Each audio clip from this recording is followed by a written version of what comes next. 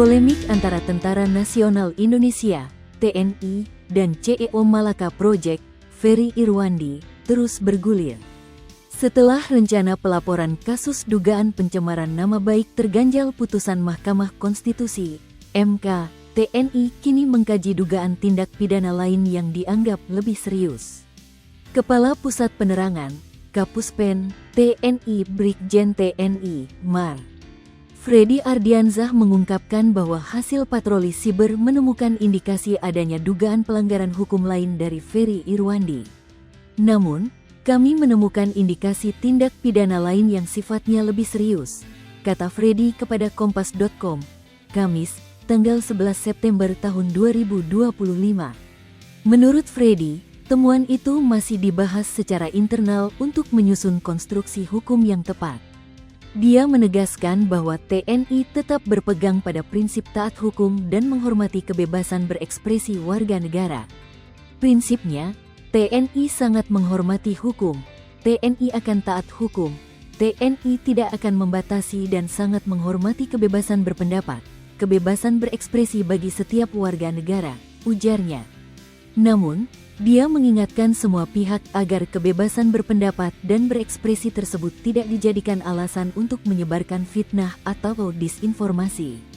Kami berharap seluruh warga negara dalam menyampaikan pendapatnya juga tetap menaati koridor hukum yang berlaku. Jangan menyebarkan disinformasi, fitnah, dan kebencian. Jangan memprovokasi dan mengadu domba antara aparat dengan masyarakat, maupun antara TNI dengan Polri, terang Freddy. Yusril minta dialog.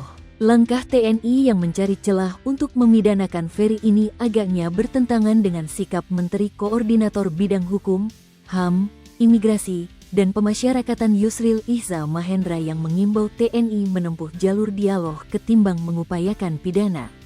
Saran saya adalah lebih baik pihak TNI membuka komunikasi dengan Ferry Irwandi dan berdialog dalam suasana keterbukaan dan prasangka baik, ujar Yusril kepada Kompas.com, Kamis, tanggal 11 September tahun 2025.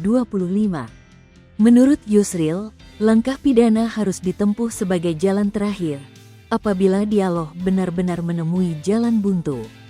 Dia juga menilai kritik yang dilontarkan Ferry Irwandi perlu dilihat secara utuh. Jika sifatnya konstruktif, hal itu merupakan bagian dari kebebasan berpendapat yang dijamin konstitusi. Menempuh langkah hukum, apalagi di bidang hukum pidana, haruslah kita anggap sebagai jalan terakhir apabila cara-cara lain termasuk dialog sudah menemui jalan buntu, tuturnya. Presiden Prabowo Subianto juga sudah menegaskan bahwa tidak boleh ada kriminalisasi bagi pihak-pihak yang berunjuk rasa. Saya kira tak boleh ada kriminalisasi bagi para demonstran, tapi harus damai dan sesuai undang-undang. Nanti, petugas juga akan memilahnya, ujar Prabowo, seperti dikutip dari Kompas.id, Minggu, tanggal 7 September tahun 2025. Tuduhan TNI ke Ferry Irwandi. Adapun langkah TNI mengkaji pidana lain terkait Ferry Irwandi adalah tindak lanjut dari hasil kedatangan 4 jenderal ke Direktorat Reserse Siber Polda Metro Jaya, Senin, tanggal 8 September tahun 2025. Dengan dalih hendak berkonsultasi.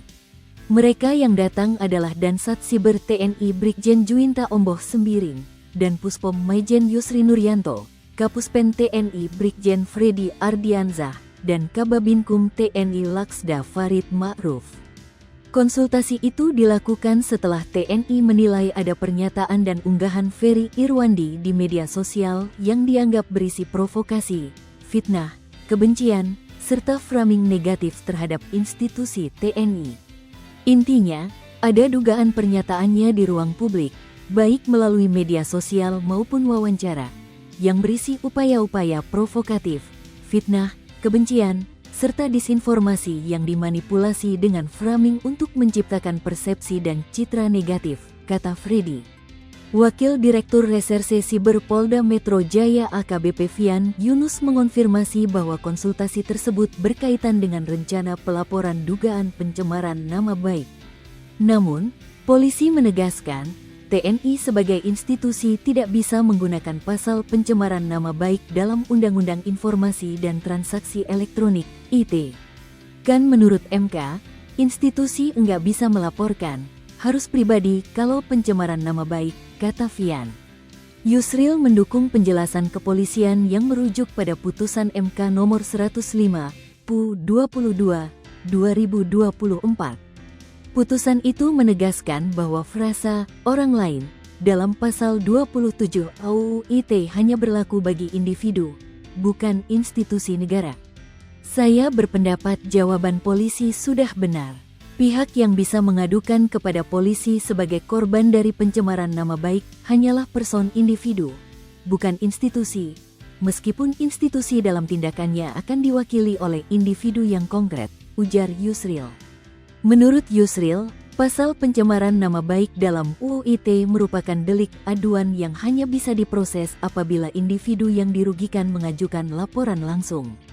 Pasal 27 AUU tersebut secara spesifik menegaskan bahwa pencemaran nama baik adalah delik aduan atau delik.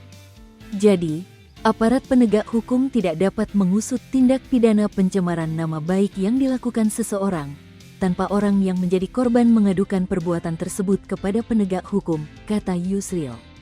Disorot Parlemen, anggota Komisi I DPR RI Maijen, Purn, TB Hasanuddin menilai TNI tidak memiliki dasar hukum untuk melaporkan Ferry dengan pasal pencemaran nama baik. Politikus PDIP itu pun meminta TNI menjelaskan secara transparan dugaan pelanggaran hukum yang dimaksud sebagai ancaman pertahanan siber. Perlu dijelaskan secara terang oleh Mabes TNI atau Dansat Siber, tindakan apa yang dilakukan oleh Ferry Irwandi sehingga dianggap mengancam pertahanan siber di lingkungan Kemenhan maupun TNI, kata TB Hasanuddin, Rabu, tanggal 10 September tahun 2025. Sementara itu, anggota Komisi 3 DPR Abdullah meminta TNI menghentikan rencana pelaporan.